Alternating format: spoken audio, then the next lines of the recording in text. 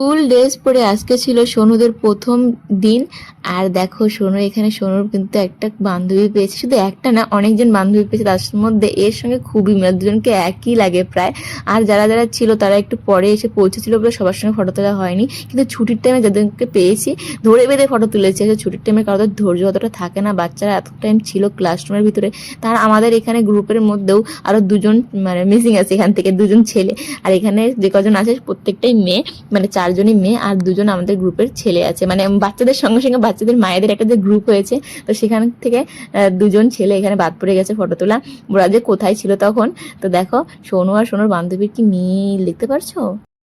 Everyone good morning. আজকে না ঘুম থেকে উঠতে অনেকটা দেরি হয়ে গেছে, যেখানে আমি 5টার দিকে উঠি সেখানে আজকে 6টার দিকে উঠেছি। তারপরে আর কি নাক মুখ বন্ধ করে সমস্ত কাজ শেষ করে এখন আমি রান্না করে স্নান টান করে, আর এখন বাজে হচ্ছে 6টা বলে 7টার দিকে তো উঠেইছি। তো অন্যদিন ওই 6টার দিকে রান্না করে থাকি, 7টা বেজে গেছে। আর সোনু এই মাত্র দেখো ঘুম থেকে উঠে দাঁত ব্রাশ করছে, আর এদিকে আমি রান্না বসিয়েছি। সোনুর বাবা উঠে গেছে, স্নান করে পুজোটা করবে। তো চলো আজকের ব্লগটা দেখতে থাকো।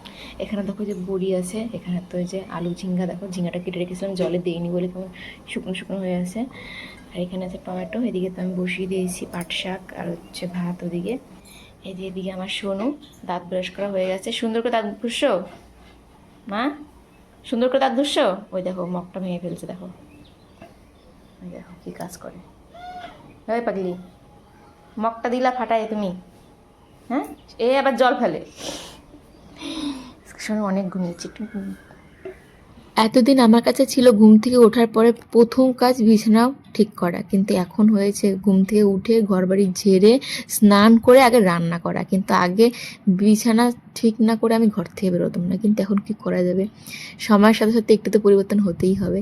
কিন্তু সোনুর বাবা কিন্তু রোজ দিন বিছানাটা তোলে, যদিও আমার মনের মতো হয় না, তবু চেষ্টা করে। কিন্তু আজকে আর ওঠানোর সময় পাইনি, আমি উঠিয়ে নিচ্ছিলাম। কিন্তু ওই তখন সোনু যা অত্যাচার করছিল, মানে কি বলবো, যখন দেখবে আমি কোনো কাজ করছি তাড়াহুড়ো বেশি, তখনই না ও এরকম করে অত্যাচার করে।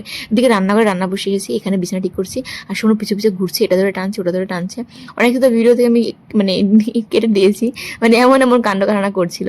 তো দেখো বিছানা ঠিক করে একদম দৌড়ে দৌড়ে রান্নাঘরে চলে এসলাম, কেননা এখানে আমার হচ্ছে কড়াইয়ে রান্না বান্না বসিয়ে দেওয়া আছে। আর এদিকে দেখো এখন 8:30 বাজতে চলছে, 5 কি 10 মিনিট বাকি।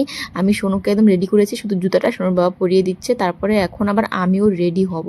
তো এর জন্য আর কি, তারপরে দেখো রেডি হয়ে বেরিয়ে পড়েছি, মানে আমাদের বাড়ির সামনে। এখন সোনুকে নিয়ে আমাদের ওই বাড়িতে একটু যাব, মানে সোনুকে কালকে মানে আগের দিন রাত্রে বলেছে সোনুর দিদন ড্রেস ট্রেস পরে যেন ওই দিক দিয়ে যায় দেখা করে, এর জন্যই। তো দেখো এসে দেখো ডাকছে, ধরো মা ভিতর থেকে বেরিয়ে এলো, কারণ আমাদের বাড়ির ভিতরে তো খুবই খারাপ অবস্থা, পুরো ভাঙচুর।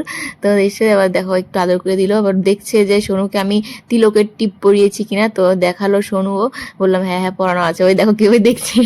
তারপরে আমরা হচ্ছে তাড়াতাড়ি করে চলে যাই স্কুলে, আর স্কুলে এসে দেখি গেট তখন বন্ধ আছে, কিন্তু আর বাইরে প্রচন্ড ভিড়, কারণ আজকে থেকে নার্সারি থেকে একদম ক্লাস 10 পর্যন্ত সবারই ক্লাস শুরু হয়েছে। এরপর সোনুকে ক্লাসরুমে বসে দিলাম, সোনুর সঙ্গে আছে সোনুর বান্ধবী। আর এই দেখো ছোট্ট একটা বাচ্চা কান্না করছে, এটাও কিন্তু সোনুর একটা ছোট্ট বান্ধবী।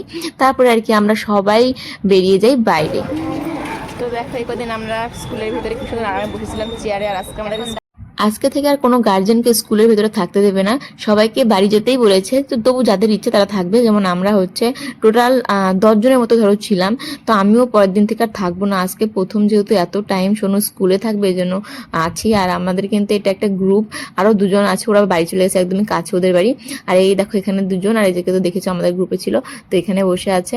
তো ওই 10 জনের মতো ছিলাম, তার মধ্যে আমাদের তো 6 জনের একটা একদম গ্রুপ, মানে বাচ্চাদের সঙ্গে সঙ্গে বাচ্চাদের মারাও একটা মানে একটা বন্ধুত্ব হয়ে গেছে। আর এখানে দেখো ছুটির টাইমে এখন সবাই এক এক করে আসছে।